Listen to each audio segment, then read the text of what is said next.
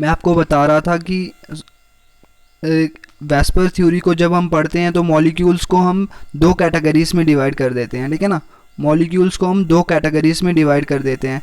एक ऐसे मॉलिक्यूल्स होते हैं जिनमें क्या होते हैं, ओनली बॉन्ड पेयर्स, मतलब लोन पेयर नहीं होते, और जिनमें क्या होता है बॉन्ड पेयर भी, और दूसरे कौन से बॉन्ड पेयर भी होते हैं और लोन पेयर भी होते हैं।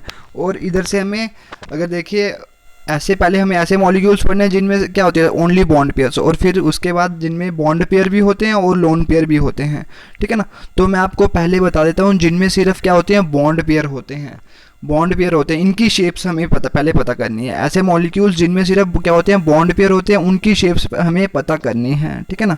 तो ये वाली चीज़ हो गई। तो उन्होंने लिखा भी हुआ है, देखिए ये वाली चीज़,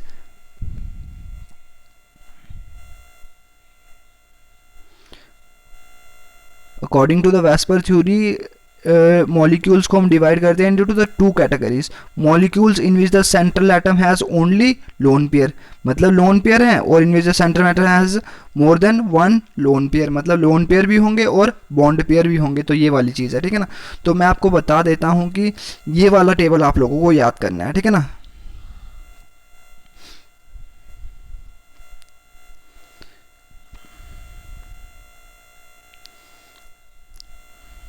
ये बिल्कुल उसकी तरह जैसे आपने हाइब्रिडाइजेशन की ना, हाइब्रिडाइजेशन की तरह ये टेबल बिल्कुल।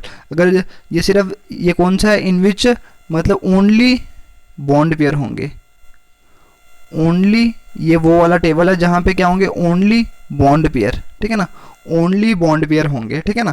फिर उसके बाद मैं ऐसा टेबल बताऊंगा जिसमें क्या होंगे लोन पेयर्स भी होंगे, बॉन्ड पेयर भी होंगे और लोन पेयर भी होंगे। जैसे आपकी हाइब्रिडाइजेशन की शेप्स आपको पता, ज्योमेट्रीज पता लगी ना, जैसे लीनियर, ट्राइगोनल, प्लेनर, टेट्राहेड्रल, ठीक है ना, ये टेट्राहेड्रल, वो ट्राइगोनल, बाइपिरामिडल, ऑक्टाहेड्रल, वैसे ही बिल्कुल सेम उसकी तरह अगर बॉन्ड पेयर होंगे ना, तो अगर आपके क्या होंगे बॉन्ड पेयर होंगे, जैसे नंबर ऑफ इलेक्ट्रॉन पेयर्स ये ऊपर दिए हुए हैं, और arrangement of the electron pair कैसे अरेंज कर सकते हैं ताकि आपकी रिपल्शन क्या हो जाए मिनिमम, बिकॉज रिपल्शन क्या हो जाए मिनिमम और डिस्टेंस क्या हो जाए मैक्सिमम, और उसकी ज्योमेट्री क्या हो जाती है, ठीक है ना। ज्योमेट्री क्या होगी जैसे आपको हाइब्रिडाइजेशन ने ऐसे बताया था बिल्कुल सेम उसकी तरह, और एग्जाम्पल कौन सी है, तो ये वाली चीज़ आप लोगों को याद कर लेनी है, ठीक है ना। तो जैसे हाइब्रिडाइजेशन उधर क्या थी sp थी, तो आपको पता है उधर ऑर्बिटल्स कितने थे, दो ऑर्बिटल्स थे। तो ऐसे ही अगर दो आपके पास क्या इलेक्ट्रॉन पेयर हो, दो बॉन्ड पेयर हो, तो आपकी ज्योमेट्री क्या हो जाएगी लीनियर, लीनियर। और एग्जांपल क्या BeCl2 और HgCl2। और थर्ड कौन सी थी, जब हाइब्रिडाइजेशन आपकी क्या थी sp2 थी ना, तो 3 हाइब्रिड ऑर्बिटल्स थे, तीन। अभी देखिए इधर इलेक्ट्रॉन पेयर कितने हैं, 3 है, ठीक है ना, 3 इलेक्ट्रॉन पेयर है, तो ज्योमेट्री कौन सी होगी ट्राइगोनल प्लेनर, ट्राइगोनल प्लेनर ये वाली चीज़। और ये वाली एग्जांपल हो गई BF3, ठीक है ना। तो ये वाली चीज़ आप लोगों को याद कर लेनी है, ठीक है ना, ये बहुत ज़्यादा इंपॉर्टेंट टेबल है। देन क्या हो जाएगा, sp3 हाइब्रिडाइजेशन होगी तो आपकी ज्योमेट्री क्या थी टेट्राहेड्रल, ठीक है ना। तो अभी आपके इधर अगर इलेक्ट्रॉन पेयर कितने हो जाए, बॉन्ड पेयर कितने हो जाए 4, तो आपकी ज्योमेट्री क्या हो जाएगी टेट्राहेड्रल। तो ये वाली चीज़ CH4 एग्जाम्पल्स ये वाली, ठीक है ना। देन अगर आपके इलेक्ट्रॉन पेयर कितने हो जाए 5 इलेक्ट्रॉन पेयर, सॉरी हाइब्रिडाइजेशन क्या हो जाए sp3d हो जाए, sp3d हो जाए, तो इधर आपको पता है हाइब्रिड ऑर्बिटल्स कितने होते हैं 5, और 5 इलेक्ट्रॉन पेयर होंगे, ठीक है ना, 5 इलेक्ट्रॉन पेयर होंगे, 5 इलेक्ट्रॉन पेयर होंगे, तो इसकी ज्योमेट्री क्या हो जाएगी ट्राइगोनल बाइपिरामिडल, ठीक है ना। देन क्या हो गया, अगर आपके पास क्या होंगे sp3d2, sp3d2, sp3d2 हाइब्रिडाइजेशन होगी, तो इधर आपको पता है ऑर्बिटल्स कितने होंगे, हाइब्रिड ऑर्बिटल्स कितने होंगे 6, 1 2 3 4 5 6 हाइब्रिड ऑर्बिटल्स होंगे, और ज्योमेट्री कौन सी हो जाएगी ऑक्टाहेड्रल, और एग्जांपल क्या होगी SF6। तो ये वाला टेबल मैं आपको भेज दूंगा, स्क्रीनशॉट भेज दूंगा, ये बहुत ज़्यादा ज़रूरी है आप लोगों को आज के बाद ये कभी भी नहीं भूलना है। आप इधर जहाँ पे नंबर ऑफ इलेक्ट्रॉन पेयर लिखे हैं इधर आप हाइब्रिडाइजेशन भी लिख सकते हो। 2 के केस में कितने sp, और 3 के केस में क्या sp2, और 4 इलेक्ट्रॉन पेयर के केस में क्या sp3। देन नीचे की तरफ 5 होंगे तो क्या हो जाएगा sp3d, और 6 होंगे तो हाइब्रिडाइजेशन क्या हो जाएगी sp3d2। तो ये टेबल को आप लोगों को नोट कर लेना है अपनी नोटबुक में, ठीक है ना। तो ये वाली चीज़ आप लोगों को बहुत अच्छे तरीके से याद कर लेनी है। अगर ये वाली चीज़ अगर याद हो गई, देन जो हम कल चीज़ पढ़ेंगे तो आपको ये सारी चीज़ अच्छे से पता लग जाएगी, ठीक है ना। तो अभी हम ऐसी बात करते हैं कि अगर क्या हो दूसरी बात मैंने क्या बोला, जहाँ पे बॉन्ड पेयर भी होते हैं और लोन पेयर भी होते हैं। अभी ये ऊपर वाली जो बात थी ये थी सिर्फ बॉन्ड पेयर की, तो अभी लोन पेयर भी अगर आते जाए इनके पास तो क्या हो जाएगा, तब क्या हो जाता है, तो वो वाली चीज़ आप लोगों को याद, तब आपकी शेप के कौन सी हो जाती है, तो वो वाली चीज़ आप लोगों को याद कर लेनी है, ठीक है ना। तब आपकी शेप के कौन सी हो जाती है वो आप लोगों ने याद कर लेनी है, ठीक है ना।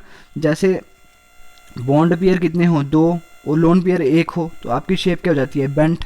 तो ये वाली चीज़ याद कर लेनी है आपने, ठीक है ना। बेंट शेप होती है, ये वाली चीज़ आप लोगों को बहुत ही अच्छे तरीके से याद कर लेनी है, ठीक है ना।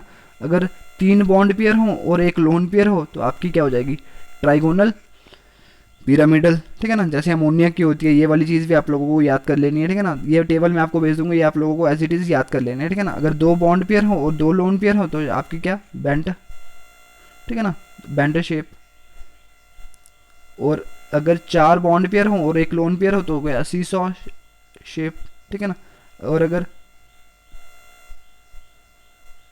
3 बॉन्ड पेयर हो और 2 लोन पेयर हो तो क्या, टी शेप।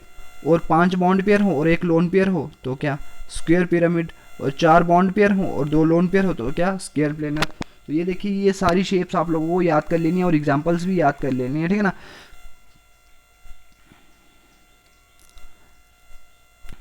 ये चीज़ बहुत ज़्यादा इंपॉर्टेंट है, हद से ज़्यादा इंपॉर्टेंट है। अगर आपको ये टेबल अगर याद हो गया ना, जो मैंने आपको दिखा रहा हूँ ये वाला, ठीक है ना, तब आप लोगों को कभी भी ज़िंदगी में किसी भी मॉलिक्यूल की शेप प्रिडिक्ट करने में कभी भी डिफ़िकल्टी नहीं आएगी। जैसे इधर नंबर ऑफ बॉन्ड पेयर 2 होते हैं, लोन पेयर 1 होता है, तो ये सारी कहानी आपको बस इतनी सी चीज़ याद रखनी है और आपको सब कुछ पता लग जाएगा, ठीक है ना। जैसे number of bond pair 2, lone pair 1 हो तो क्या शेप क्या हो जाती है, बेंट हो जाती है, ठीक है ना। और अगर 3 बॉन्ड पेयर हो 1 लोन पेयर हो तो ट्राइगोनल पिरामिडल। अगर 2 बॉन्ड पेयर 2 लोन पेयर तो बेंट शेप, ठीक है ना। ये आपने 11th में पढ़ लिया, दोबारा से मैं रिपीट करवा रहा हूँ ये, ठीक है ना। बट ये 12th में भी बड़ा ज़्यादा यूजफुल है, तभी मैं करवा रहा हूँ, ठीक है ना। और इधर 4 बॉन्ड पेयर 1 लोन पेयर तो क्या, सीसॉ शेप, ठीक है ना। और अगर 3 बॉन्ड पेयर और 2 लोन पेयर तो क्या, टी शेप। और अगर 5 बॉन्ड पेयर 1 लोन पेयर तो स्क्वायर पिरामिड। और अगर 4 बॉन्ड पेयर और 2 लोन पेयर तो क्या, स्क्वायर प्लेनर। तो ये वाली शेप्स आप लोगों को बहुत ही अच्छे तरीके से याद कर लेनी है, ठीक है ना। और उनके एक एक एग्जाम्पल, अगर ये चीज़ें आप लोगों को पता लग गई देन आप लोगों को कभी भी डिफिकल्टी नहीं आएगी किसी भी मॉलिक्यूल की शेप प्रिडिक्ट करने में, ठीक है ना। तो कल हम इसकी एग्जाम्पल्स करेंगे तो आप लोगों को सब कुछ क्लियर हो जाएगा, ठीक है ना। तो ये वाली चीज़ हो गई।